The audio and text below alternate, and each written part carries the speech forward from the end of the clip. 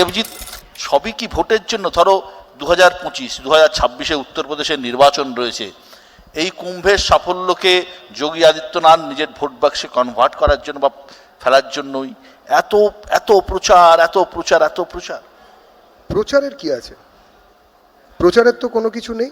আমাকে এখানে যারা বলছেন এত ক্ষতি হচ্ছে, এই হচ্ছে, কেউ কি বলবেন যে কুম্ভটাকে বন্ধ করে দাও? কেউ কি এরকম প্রপোজাল দেবেন এখানে বসে যে কুম্ভ মেলা বন্ধ করে দিন, এত লোক কেন যাচ্ছে, বা লোকেদের আশা বন্ধ করে দিন? আপনি জানেন যে ওইখানে যারা গিয়েছেন তাদের ইন্টারভিউ নিন, যারা ফিরে এসেছেন, যারা খুব খারাপ অবস্থাতেও ফিরে এসেছেন, পুলিশের বিহেভিয়ার, প্রশাসনের বিহেভিয়ার।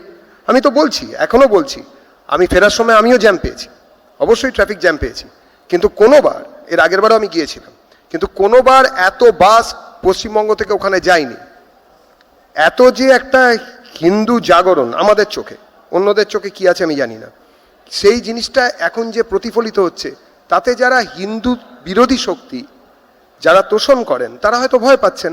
আরেকটা কথা বলবো, আমাদের মাননীয় মুখ্যমন্ত্রী, অবশ্যই শুধু মাননীয় মুখ্যমন্ত্রী নন, তার আগেও যারা আমাদের রাজ্য সামলিয়েছেন, তারা তখনও দুর্গাপুজোতে বড় মিছিল হতো, এইখানের ম্যানেজমেন্ট সত্যিই ভালো। আমি তো চাইছি যে এখান থেকে লোকেরা যান, আমি বলছি, এবং আমার পার্টির মুখপাত্র হিসেবে আমি বলছি যে যারা চাইছেন, আমি মুখপাত্র হিসেবে বলছি, তারা ওখানে যান, তারা ইনপুট দিন। এ মেলা তো তাদেরও মেলা। স্নেহাশিসদা তো বললেন, আমাদের মাননীয় মুখ্যমন্ত্রী তিনি বলছেন যে তিনি তার প্রতি অনুরক্ত, তিনি অন্যভাবে ওই মৃত্যু কুম্ভ বলেছেন। কিভাবে বলেছেন সেটা তো নয়, তাহলে এটা তো তাঁরও কুম্ভ, এটা তো বিজেপির কুম্ভ নয়, এ তো তাঁরও কুম্ভ, সারা ভারতবাসীর কুম্ভ। তাহলে তিনি যান, ইনপুট দিন, দরকার হলে কিছু এখান থেকে পুলিশ পাঠান, হতে পারে স্বেচ্ছাসেবক পাঠান, তৃণমূলের স্বেচ্ছাসেবকরা যান, গলায় ব্যাজ লাগিয়ে, অন্তত বাঙালি যারা রয়েছেন তাদেরকে ব্যবস্থা করে দিন, অসুবিধার কিচ্ছু নেই।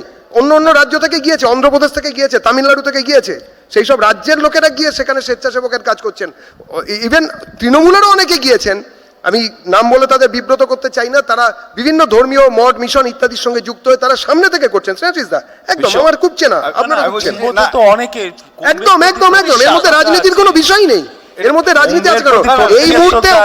এই মুহূর্তে ওখানে বা যোগীজির সরকার চলছে, সেই জন্য যোগীজির সরকারের দায়িত্ব এটাকে চালানো। যদি যোগীজির বদলে অভিষেকের কংগ্রেসের কোনো সরকার থাকতো তাহলেও তাদের দায়িত্ব হতো, কিংবা অন্য কারোর যদি সরকার থাকতো তাদেরও দায়িত্ব হতো। অন্তত কুম্ভকে যারা মানে, যারা সম্মান। তুমি একটা কথা এক্ষুনি ব্যবহার করলে, সেটা হচ্ছে হিন্দু জাগরণ হয়েছে।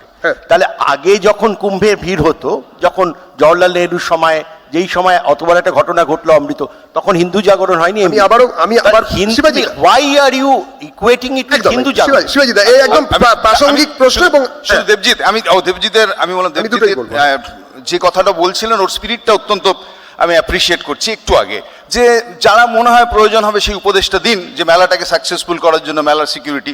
কিন্তু ইম্পর্টেন্ট পার্ট হচ্ছে তার আগে যে মেলাতে যে ব্যর্থতাটা হচ্ছে প্রশাসনিক, সেটাকে তো স্বীকার করতে হবে। যেমন উদাহরণ দিচ্ছি বোঝার সুবিধার জন্য, যে এতগুলো লোক আসছেন, সেখানে যে কলিফর্ম জলে ইনফেকশন হচ্ছে বা বিওডি, সেটা যে বাড়ছে, এবার এইটাকে প্রথম স্বীকার করতে হবে। যদি এটা মনে হয় ষড়যন্ত্র বিরোধীদের, তাহলে তো আর আমার চূড়াহাটা হয় না। ফলে ডেফিনেটলি প্রবলেম থাকলে তার একটা সলিউশন আছে। ফলে আপনাকে খেয়াল রাখতে হবে, 54-তে গঙ্গার যা ফ্লো ছিল, আর 2024-এ সেই এক ফ্লো নেই। ফলে এখানে দাঁড়িয়ে 40 কোটি লোক গেলে এই ব্যাকটেরিয়া। প্রথমে হিন্দুত্বের উত্তরটা দিয়ে নি, তারপরে শেষ করতে দেন। প্রশ্নটা এসেছে, আমি আসছি। এক সেকেন্ড, দেবজিৎ বারবার যে স্ট্যাটিস্টিক্যাল ফ্যালাসিরা তৈরি করছে, ওর মুখ্যমন্ত্রী যোগী আদিত্যনাথের দেওয়া হিসেব অনুযায়ী 46 কোটি লোক স্নান করেছেন। ভারতবর্ষে তো 46 কোটি লোক বিজেপিকে ভোট দেয় না, তাহলে অবিজেপি বহু লোক স্নান করেছে। নিশ্চয়ই মানে দেবজিৎ অথবা যোগী আদিত্যনাথ দাবি করেননি যে বিজেপির মেম্বারশিপ কার্ড নিয়ে লোককে ভোট দিতে হবে। ঠিকই তো। পয়েন্ট নাম্বার 2, যেটা দেবজিৎরা স্বীকার করছে না, যে যেখানে সংকট, গোটা ভারতবর্ষের রেল ব্যবস্থাটা ভেঙে পড়েছে। এখানে পশ্চিমবঙ্গ সরকারের পরিবহন মন্ত্রী আছে, আমি কালকে নিজে ট্রাভেল করেছি, শুধুমাত্র প্রয়াগমুখী ট্রেনগুলোকেই চালানো হচ্ছে, অন্য সব ট্রেনকে লেট করানো হচ্ছে। পয়েন্ট নাম্বার 3, দেবজিৎ দেবজিৎ এটা কেন ভুল ধারণা যে হিন্দু আর হিন্দুত্ববাদী রাজনীতি এক নয়, দেশ আর দেশের প্রধানমন্ত্রী এক নয়। দেশের প্রধানমন্ত্রীর বিরোধিতা করার সকলের অধিকার আছে, একদম অধিকার আছে, কিন্তু প্রধানমন্ত্রীর পদটাকে অপমান করার অধিকার নেই। এক নম্বর। আমি একটা প্রশ্ন করি, আমি মেনে নিলাম মমতা বন্দ্যোপাধ্যায় যেটা বলছেন, যোগী আদিত্যনাথ বলছেন আপনারা মিথ্যা প্রচার করছেন, অখিলেশ যাদব বলছেন, লালু প্রসাদ যাদব বলছেন বিরোধীরা বলে মিথ্যা প্রচার করছেন।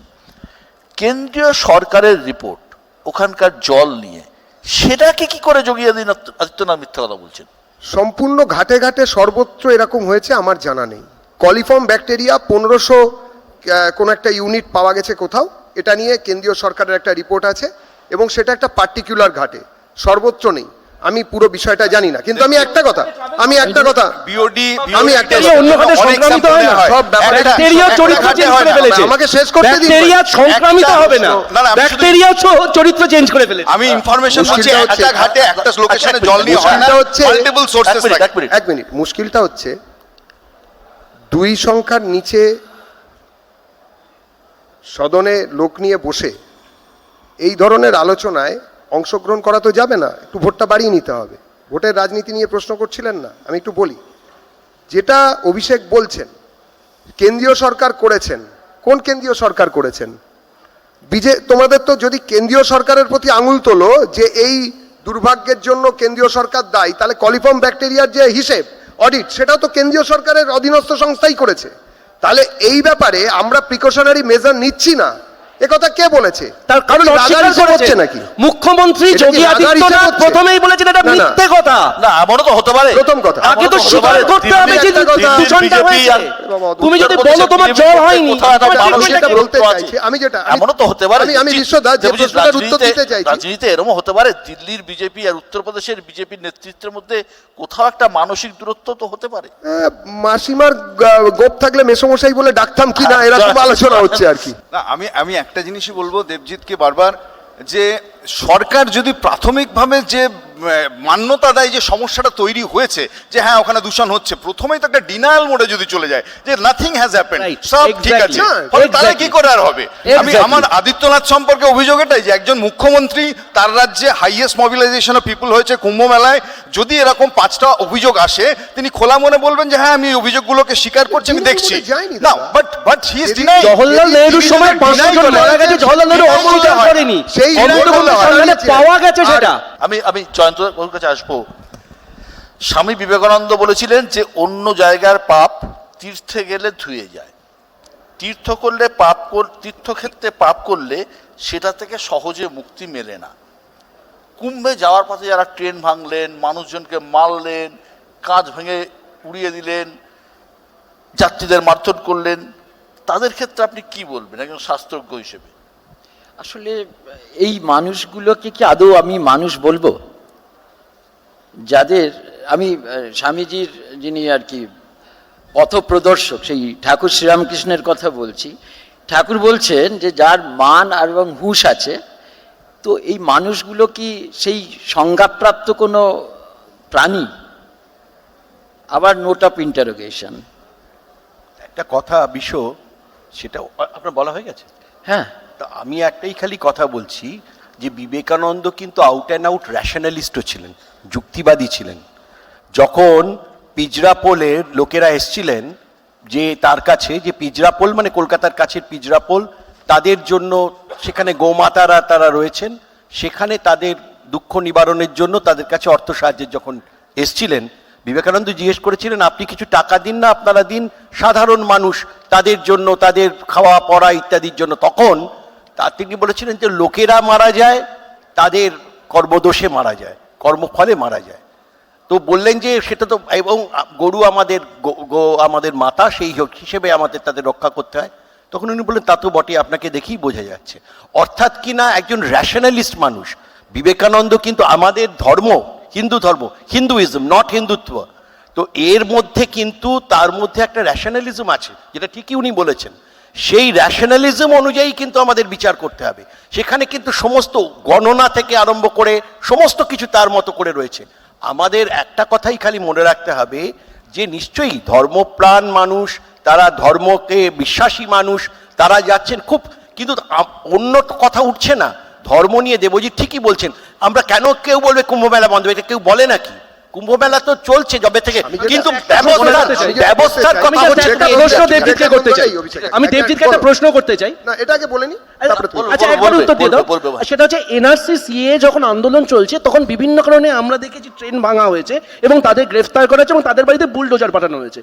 এবার কুম্ভ মেলায় কি সেম বুলডোজার পাঠাবেন যোগী আদিত্যনাথ? কারণ যারা আক্রমণ করেছেন তারা কিন্তু হিন্দু ধর্মেরই মানুষ, হিন্দু ধর্মাবলম্বী মানুষদেরকে আক্রমণ করেছেন। আমরা কিন্তু বুলডোজার ট্রিটমেন্ট দেখতে চাই বিবেকানন্দ- এবং আমরা সেটা কিন্তু উত্তরটাও পেতে চাই। স্বামী বিবেকানন্দের জীবনের দু একটা ঘটনা দিয়ে আমরা বিবেকানন্দকে, একটা হিন্দু ধর্ম একটা পদ্ধতি, এটা তো সুপ্রিম কোর্টও বলেছেন, আমরা যারা আছি যারা এই নিয়ে চর্চা করেন আমাদের মধ্যে বড়রা যারা রয়েছেন তারাও জানেন।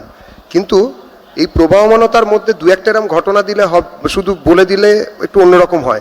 স্বামী বিবেকানন্দ কিন্তু হিন্দু ধর্মকে অস্বীকার করেননি।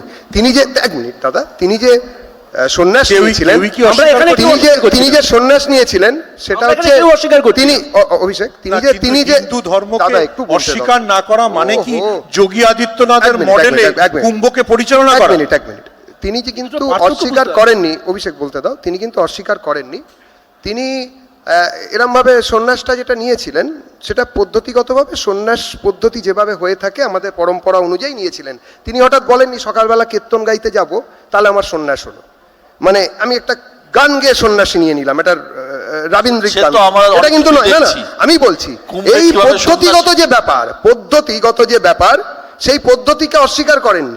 বৌদ্ধবাদ, এবং সেটা গান গেয়ে তিনি সন্ন্যাস নিল, তাকে যে কেউ সন্ন্যাসী বলে গণ্য করতো না সেটাও হয়তো নয়, তার কারণ তার যা প্রতিভা ছিল তাতে হতো। প্রতিভার স্ফুরণ কোন লেভেলে থাকবে সেটা তো ম্যান টু ম্যান ভ্যারি করেই। কিন্তু একটা জিনিস খুব পরিষ্কার যে বিবেকানন্দ বা রবীন্দ্রনাথ কিংবা রামকৃষ্ণ বা রামমোহন বা বিদ্যাসাগরের দু একটা জায়গা দেখিয়ে বাকি জিনিসগুলোকে নগণ্যচিত করা, এটার যে প্রবণতা সেটা বোধহয় ঠিক নয় আমাদের সোসাইটিতে যেটা আছে। আমি